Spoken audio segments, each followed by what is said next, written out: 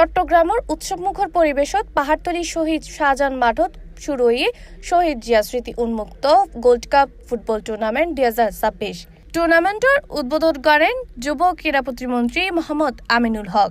এই সময় প্রধান অতিথি বক্তব্য প্রদানকালে তিনি হয়, আপনারা জানেন আমাদের মাননীয় প্রধানমন্ত্রী জনাব তারেক রহমান সিলেট থেকে একযোগে 2রা মে 64টি জেলায় আমরা নতুন করে স্পোর্টস শুরু করেছি।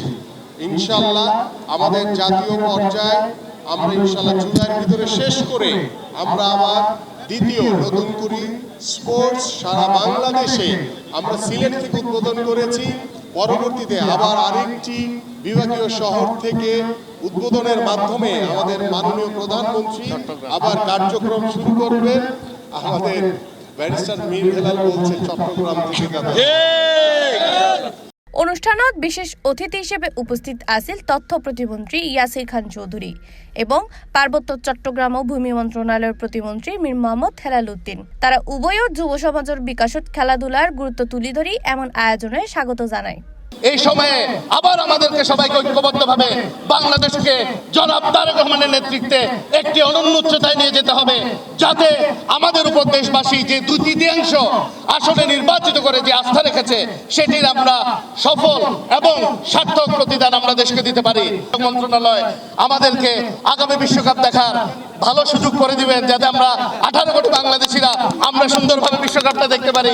উদ্বোধনী অনুষ্ঠানত স্থানীয় জনপ্রতিনিধি, ক্রীড়া সংগঠক, বিভিন্ন সামাজিক ও সাংস্কৃতিক সংগঠনের নেতৃবৃন্দ, খেলোয়াড় ও বিপুল সংখ্যক দর্শক উপস্থিত আছেন।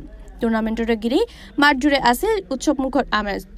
মাননীয় প্রধানমন্ত্রী তারেক রহমান সাহেবের যে স্লোগান ক্রীড়া হলো পেশা, পরিবার পাবে ভরসা, এই স্লোগান বুকে ধারণ করে ইনশাআল্লাহ আমরা ক্রীড়াকে অন্য একটি মাত্রায় বাংলাদেশকে উজ্জ্বল নক্ষত্রে পরিণত করব বিশ্ব দরবারে ইনশাআল্লাহ। এই মাঠ থেকে যিনি ফুটবল খেলেছেন, এই মাঠের সাথে যার অনেক পরিচয়, বাংলাদেশের মাননীয় ক্রীড়া প্রতিমন্ত্রী, বাংলাদেশের সাবেক জাতীয় দলের অধিনায়ক জনাব আমিনুল হক আজকে আমাদের এই টুর্নামেন্টের উদ্বোধন করতে ঢাকা থেকে এসেছেন। দর্শক অক্কলর ব্যাপক উপস্থিতি ও অংশগ্রহণত উদ্বোধনী অনুষ্ঠানত প্রাণবন্ত হয়ে ওঠে। আয়োজক অক্কলর আশা এই টুর্নামেন্ট স্থানীয় পর্যায়ে নতুন প্রতিভা খুঁজি বাইর করতে, পাশাপাশি ফুটবলের প্রতি তরুণ অক্কলর আগ্রহ আরো বাড়াই তুলিব। Ridita Chakraborty, C+ TV, Chittagong.